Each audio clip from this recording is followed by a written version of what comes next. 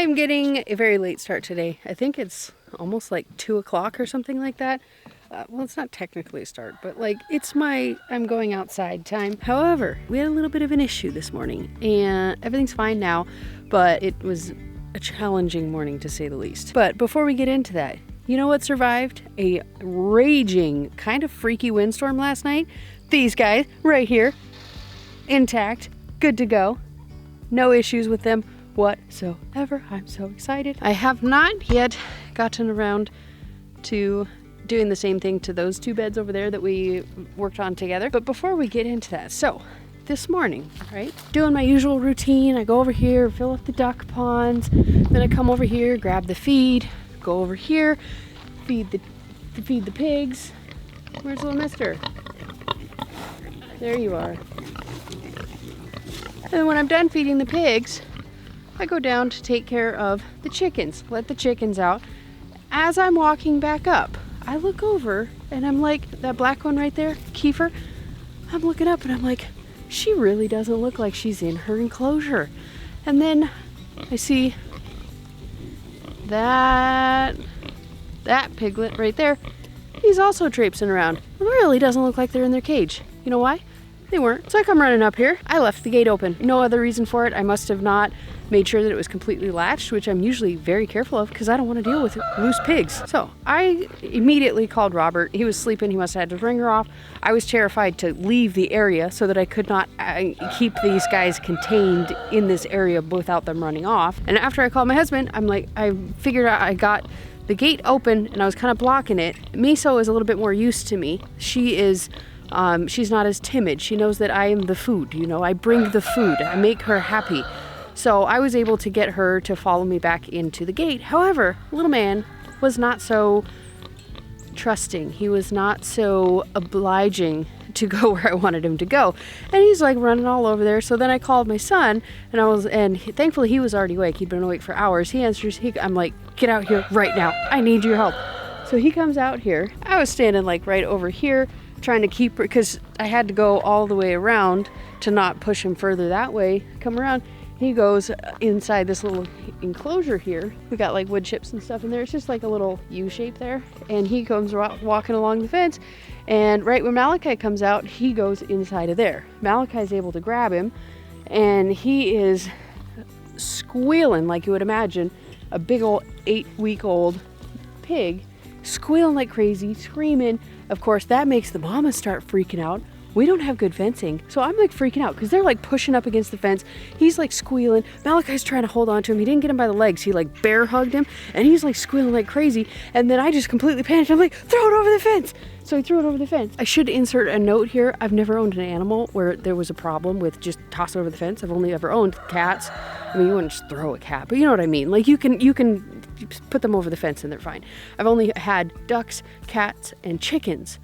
So that was my panic reaction. And afterwards, he was fine. He got up, he walked around, but then I came back out like 10 minutes later and he's like slumped over in the corner over here, just completely almost non-responsive, just like in a daze. And I'm like freaking out thinking, oh my gosh, I killed a little piglet. And because I mean, though Malachi did it, I'm the one who told him to do it. Completely my fault. I left the gate open, everything my fault. And then I come back out here like half hour later and he's just hiding out inside of that thing all by himself. He missed feeding hour because all this of course happened right after I fed them. Come out and he's doing that. But then I was basically crying. Like I felt awful. Like it's a tiny little piglet. I mean, yes, eventually their life cycle is to become food, but like you still care about them and you don't want anything bad to happen to them, especially when it's your fault and preventable, you know? I texted my sister about it and her guy said, oh, it's going to be totally fine. They have wild pigs there where they live and they're a nuisance. They're like rats in New York City. They're awful. And he's like, don't even worry about it. You can even just throw a wild pig off a roof and it'll just scamper away and be just fine. I would never do that. I don't recommend doing that. And I don't think that he's ever done it, but you know what I'm saying? Like they're resilient animals. So then after my husband got up, he runs later. Like he's like a night owl. He runs a much later schedule than I do. I'm an early bird. He's a night owl. So once he got up and, you know, I got to talk to him about everything, he's like, I'm sure it's just fine. And As it turns out, they are. Because when my husband came out here with me, it was probably like 2 hours after it had happened. He was just fine. So he must have just been a little bit dazed from getting tossed over. I mean, like the fences, they're not tall, you know? They're like, I think they're 4 feet max. And they're bent over 4 feet max. So anyways, that's the story for the day today. And lesson learned, don't leave the gate open. And if you catch a pig, put it through the gate. I just panicked, you know? Sometimes you just have a panic reaction and you're like, that was really stupid. I should have done that differently. Now I know I should do that differently. Now that the excitement is done, we need to cover these guys right here with that same stuff that we got over there. It's longer. It's going to be a little bit more of a challenge. It's a little windier today than it was the last time we were doing it. Shouldn't be that much of a problem. So we'll have a bunch of poles left. And also something neat, we finally got a new wheelbarrow. I'm very excited. We've been needing one since about a month after we bought the last one. I went to the big city yesterday, picked up a bunch of stuff. I have to make a batch of like 40 gallons of kombucha and Jun tomorrow. But I was running short on bottles and flavors and all that stuff. So I had to go there. And while I was there, I was like, you know what? I'm really sick of this wheelbarrow. I want one that actually works. So I went and got, it's a Gorilla cart. It's a Gorilla brand.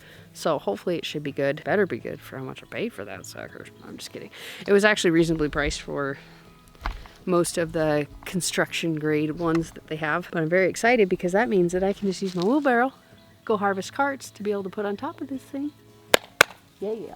I'm not looking forward to this. My motivation got zapped this morning. I'm somebody who figured out later in life that I have ADHD. Since I have figured that out, I have spent a tremendous amount of time trying to figure out how to better manage it and how much it affects every single facet of my life. It really does. It affects everything I do. And just trying to figure out how to manipulate and trick my brain into doing things that the other part of my brain needs to do and wants to do and knows has to be done. But it's like, you gotta like trick yourself into doing it. Like you gotta get motivated to do it. You gotta get like pumped up to do stuff. And sometimes it's hard. But one thing that I have learned is that you just do one thing.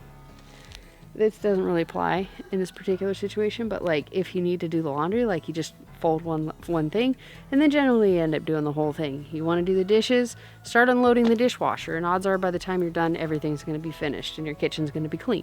You know, just doing that one first step is a challenge, especially for me sometimes. I am not always motivated, but I do know never sit down unless there's a purpose for sitting down. Like if I'm sitting down, it's got to be for something. Usually it's for editing a video or doing work-related stuff. I can't just sit down and scroll on Facebook or scroll on Instagram or YouTube or anything like that, because then then I just turn around and all of a sudden it's 2 o'clock in the afternoon and I've wasted most of my day. So don't sit down. Just keep moving. Just keep moving. For those of you who live in areas that have snakes, we did not used to live in an area that has snakes, so I'm not accustomed to them and I'm terrified of them. But this spot right here with this giant pile of rocks right next to my garden, it scares the bejesus out of me. I hate going near it because I'm like, there's gotta be snakes somewhere in there. And I don't want to get close enough to test it out. So we should have moved those rocks when we had the excavator. We don't have the excavator anymore. The owner came and picked it up. We got a tremendous amount of stuff. Got it for, he let us use it for way longer than I ever would have hoped for. I'm very thankful for it. But I'm sure sometime down the road, if we need it again, he will let us use it if he's not using it. I'm very thankful for that. Or maybe, would be awesome. Maybe someday we could buy one of our own. But that's a long ways down the road.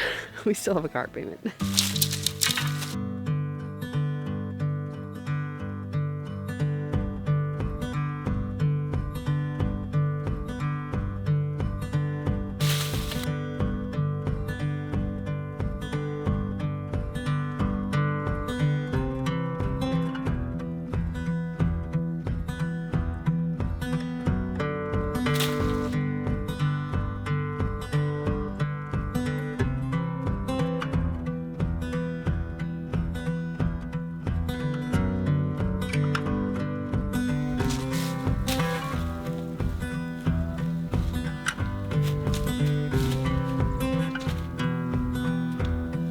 Got them both covered. Super excited about that. So until I'm able to run irrigation through these things, I covered the center with 2x6s, pretty much all the way down. So that way I can just pull off the 2x6s, pull the cloth back and just be able to walk down the center, water both sides, put it back.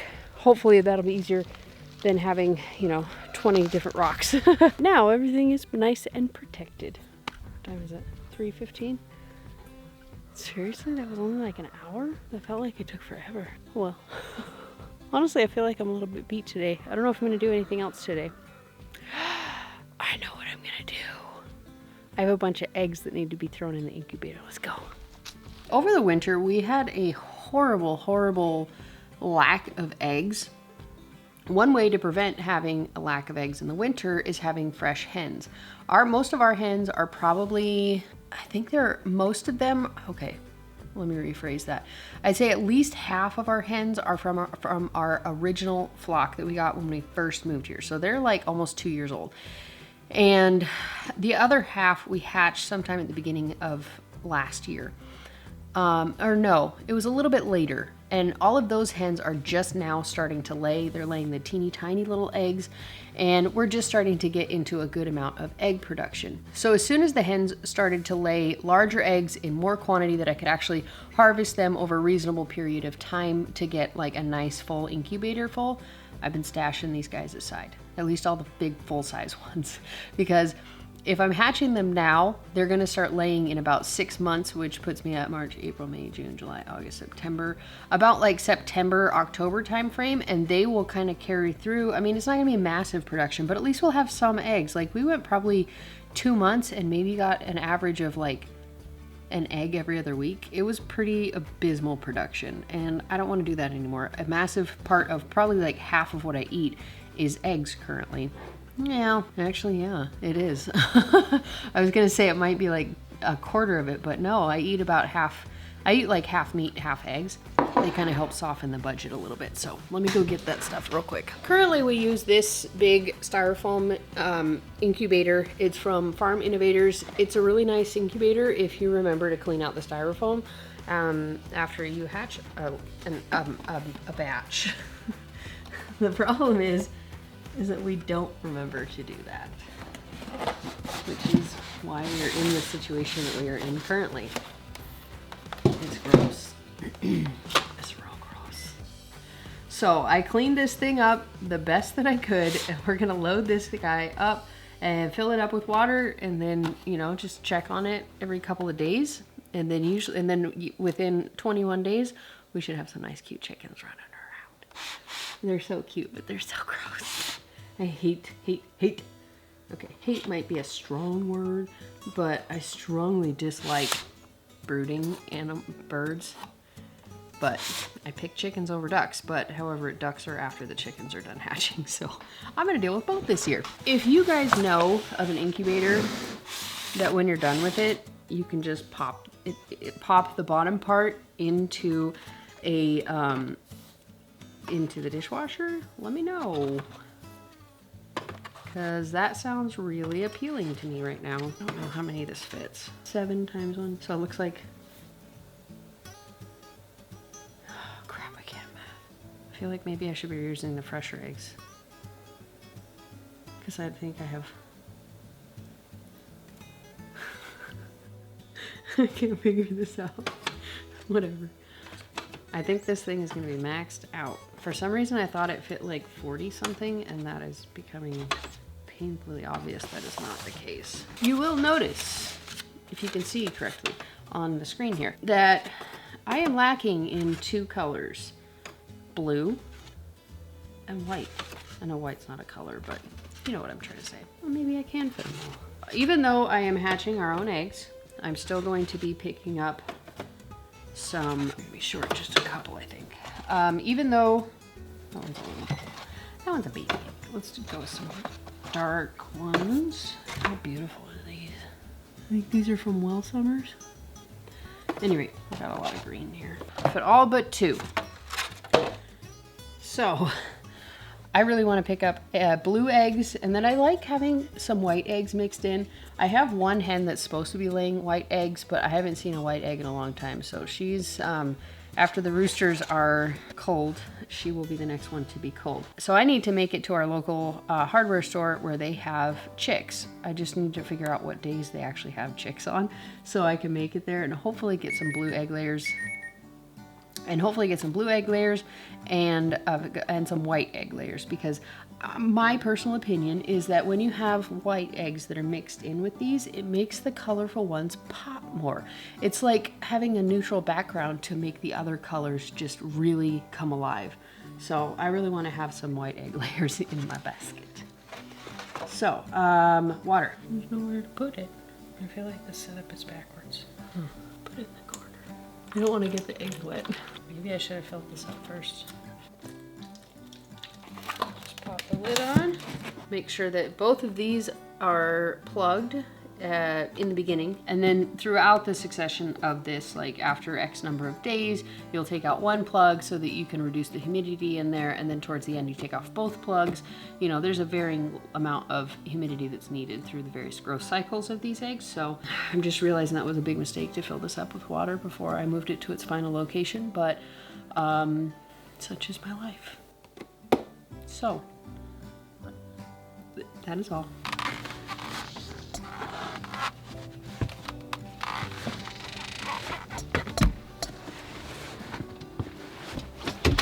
Well, that was a little bit less graceful than I had hoped it would be.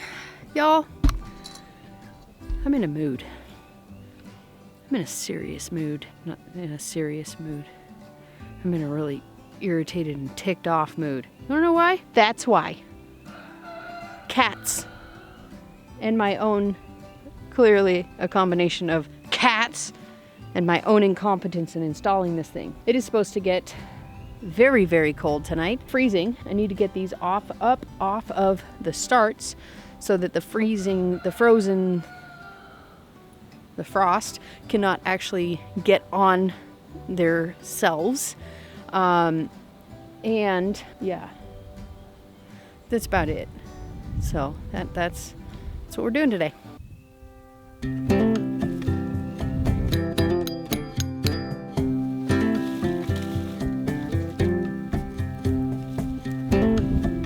The issue with my installation of these things is that I did not bury the poles deep enough, and that's just the natural terrain. But I did find this tool. It's probably some kind of auto tool or something, but just pounding it in the ground gets it in there. What's that, like 8 inches or something?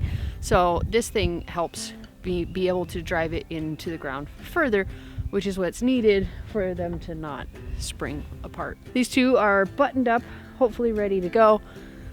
I don't know if you can see it, but Pepper's over there playing with the other one, and that one is also jacked up. Just thankfully not as bad as this one. I don't see any reason why I would have to replace either of these, but I do need to fix them. Also, I should note here, even after just spending that brief amount of time outside, you know, getting my hands a little bit in the dirt, just kind of being out. I know it's not sunny, but you're still getting the benefits of the sun. I'm starting to feel a lot better.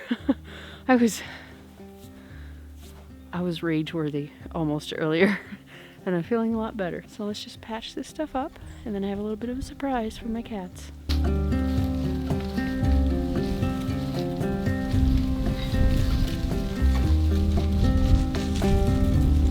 Finally got them all done. We're ready to go. We have 2 more nights of frost tonight, and likely the following night. So after that, we're probably going to be in the clear. I think that these will be large enough by that point. If there is another frost, they should be able to withstand any kind of frost, as long as it's not too terrible. I'm gonna leave these on here as long as the cats allow. But speaking of cats, we're gonna do a little humane cat hunting. I don't know if you can see that. It's a squirt gun. So I'm just gonna park it out here for a little while until I lure the cats to come over here, and then I'm gonna squirt them.